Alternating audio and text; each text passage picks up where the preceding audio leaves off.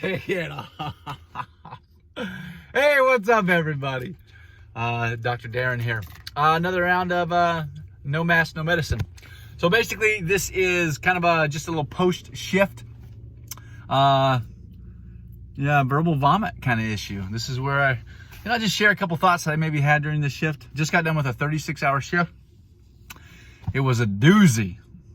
COVID hair don't care. Anyways, this is where I remove the mask and I just share some, 2 or 3 thoughts or lessons or things that I learned about medicine, about life, about whatever in this shift.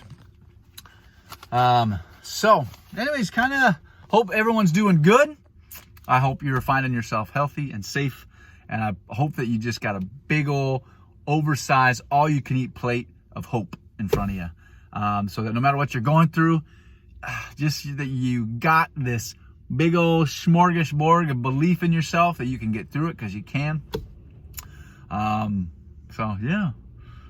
If you haven't had a chance, I would like to know what you, my subscribers, want to talk about.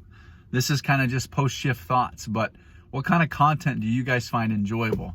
I really like trying to find normal everyday stuff and throwing in medicine with there. I don't know if you guys want more heavy medicine stuff, if you want more like a day in the life. What kind of things are you interested in? Because really, you guys are who I'm trying to help. And really, this is a creative outlet for me.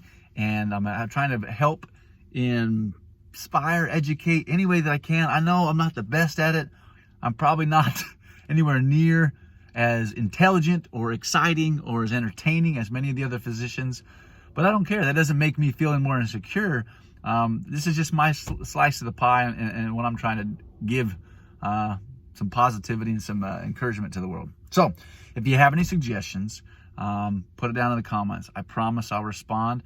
I don't have too many subscribers, so it's not going to take a long time, but if you have any suggestions, that'd be great.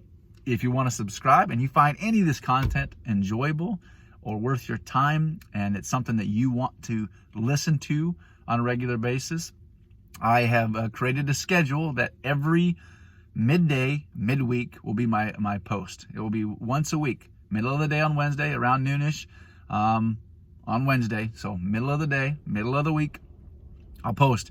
And then if I do any extra crazy shifts, I'll probably do one of these No Mask, No Medicines, and we'll get things rolling. So, okay, so my shift was nuts. And 36 hours is a long time. Again, it's unique. I work in a rural emergency medicine where I can do these long shifts. Now, usually emergency medicines are limited to 8 hours a day, maybe 10, and at some locations 12. And it's usually based on intensity and patient load, because physician burnout is a dag-nabbit real dilemma. It is so intense, and it is just, right? Because you are dealing with life-threatening and critical patients. And in that moments when they show up, that little needle that goes, to them passing or them making it, it's in your hands, okay? And so that level of intensity and that level of responsibility and that level of thought process and emotion, it is exhausting. So at these higher acuity levels, these level 1 trauma centers, the ones you see in, Chicago Med or Grey's Anatomy, all those big LA, New York hospitals, my hats go off to those people, because holy junk. They see some of the craziest bonker stuff and it doesn't end. So of course they only go 8-hour shifts, maybe 10, because it is so intense to go that hard for that long. Unbelievable. And I've worked at those facilities, okay? My facility, it's slower, so they allow me legally to work longer because in theory, the intensity is less. But I would argue that sometimes it is quite higher because the facilities and the access to resources are so limited here. There's no reason why I can't have a car accident and there's 4 people that have come in and they're all critically dying, and I've got me and 2 nurses, no anesthetist, no orthopedic surgeon, no trauma surgeon, no nothing, no flight, no ground, bonkers. Okay, I'm getting sidetracked. Anyways, my first thought was, number 1, I just want to give my hats off to all the healthcare workers out there that care deeply about what they do, about the people that are passionate and get to do this on a regular basis, I would do this, and I plan on it, and this is a career for the rest of my life, and it is so amazing to do it. But man, it is hard. 36 hours is a bit. It's un segundo for sure. So that's first up. I wrote down a couple of them because I didn't want to miss. All right, numero dos. Let's see. Oh yeah. Okay, so I had this thought, right? This is a quote that I kind of came up with years ago. And it kind of became my life's mantra. I just wanted to share it with you because it's meant a lot to me, okay? Be humble where you came from, be happy where you are, and be hungry for where you're going. Okay, so many times in life I see people coming in and there's a lot of things going on in their life. A lot of the times when I see people that are struggling, it's a big issue is that they're not humble. They're not grateful for where they've came. Yes, people have crappy, horrible backstories, but there's goodness to be found. They were born. That's a win. They're on this earth, right? They do have legs, maybe. You know, they were able to come in. There's always positivity that they can find. And it is important that we as people and as an individual that we find reasons to be grateful because it is empowering.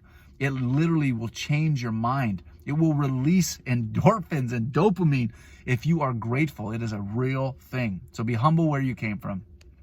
Be happy where you are. So that goes right back to the gratitude, guys. There's no reason why we can't find things to be happy about. Again, medical disorders such as mental health, life situations make that more difficult. But in those moments, it's even more important to push through and find reasons to be happy because you deserve it. You deserve to be happy. So if you're not happy, we got to find reasons to be happy. If you're suffering from mental health disorders, anxiety, depression, schizophrenia, anything like that, go find the help you need. Talk to the person you need. Find the medical and mental health professional who can help you be happy because you deserve it. It is your right to be happy. Okay, I want you to be happy. Okay, and then be hungry where you're going. You could have a crappy life. You could have an awesome life, but don't get complacent because complacency equals atrophy. Right? When you stop moving and stop driving and start pushing to better your life, to help others, to improve the lives of those around you, you will become stagnant. And stagnant water grows film and filth, and it becomes bad, and it grows bacteria and fungus, and your life will not be as good as it could be. Okay, so you need to be hungry. I hope that you have goals and that we have reasons to push forward. I've got too many goals, and it's a problem, right? Never been diagnosed, but I guarantee it that I've got ADHD. But it is a superpower, okay? I have the ability to push, and I want to have the ability because it makes me happier. Having that drive will help you. So find goals, find passions, and go after it, okay? Be humble from where you came from. Be happy where you are. And dagnabbit, be hungry for something. Be hungry for where you're going. All right. I wanted to share an experience. So 2 weeks ago, I had an unbelievably difficult shift, okay? And I think I shared it in my last No Mask, No Medicine, episode 1, where I had multiple peoples on pressors. I was running an ICU, only 2 nurses. Things were bonkers. I had a kid that came in with circumferential second and third degree burns after his legs. He was going to need surgery, and since he has had surgery, I had a heart attack STEMI, 2 people that was intubated from a COVID pneumonia. Anyways, those were heavy days. It is common practice for me, and something that I set a goal is that when I come back on my next shift, is I go through and I call all the patients and the family of the patients that I cared for before, mainly because I want to give them an opportunity to cuss me out. Sometimes people need to vent, and I need them to know that I cared for them, and I want to know if they had any reasons that they didn't like or they just were angry at the situation. I want to give them an opportunity to vent, to swear. That's what I'm here for.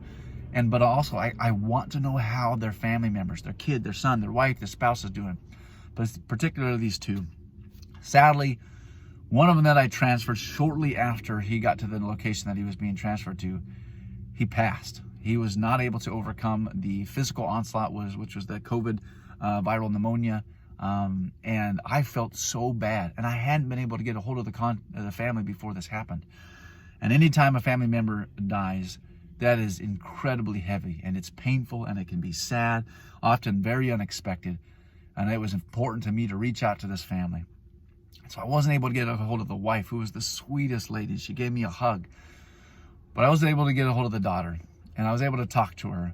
And one of my nurses shared a social media post that she posted after the death of her father. And I actually wanted to share it. I printed it out because when you lose someone that you took care of, you go through the gamut of so many emotions. What did I do wrong? Was there anything that I could have done better? Could I have done this faster? Could I have gotten to this more aggressively? You know, should I have intubated the person quicker? Should I have intubated the person not as fast? What went wrong? And your mind just goes and goes and goes, especially when there's such a bad outcome. So, anyways, so I printed this off. I just wanted to share it with you because it meant something to me. It says, words cannot express the gratitude that I feel today after Dad's service. There are so many people to thank. I am not sure where to begin. The hospital in which I took my dad to and the emergency room staff on November 4th went above and beyond our family. And the doctor on call was wonderful. She goes on to thank some of the people in the community as well. That meant the world to me. I'm not follower on friend. A nurse gave it to me. I actually like that she didn't call me by name. I'm glad that she maybe didn't remember my name, because that's not important. But it meant the world to me that she was grateful, and that the effort that we put forth and the stress and the chaos that happened that night, that it meant something to her and her family in her father's last dying moment. So that meant a lot to me. So, yeah, that was heavy stuff. Okay, point number 3. This is the last one. Guys, YouTube is something that I suck at, and it's something that I want to get good at. I feel like I have a passion for it, and I want to get better because I want to help other people, and I enjoy helping other people. And honestly, it gives me that kick, that dopamine and endorphin punch. And so I ask that if you're following, if you're subscribing, and if there's any moment in my videos that you're just like, oh, that wasn't done right, I just ask you, just forgive me. I'm trying, I'm learning. My goal is to make 100 crappy videos. That's it. I want to make 100 crappy videos in a year, because I know that there's going to be a ton of growing pains and struggle and editing and all that junk, and me understanding how to deliver a product, content that you like, you'd enjoy. So that's it.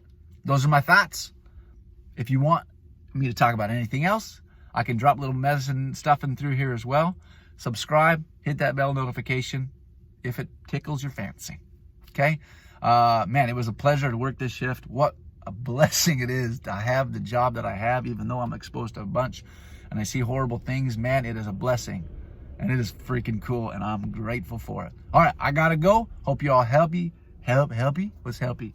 Healthy and happy. Gotta go. Knuckles, noggin, butterfly kisses, squid fingers.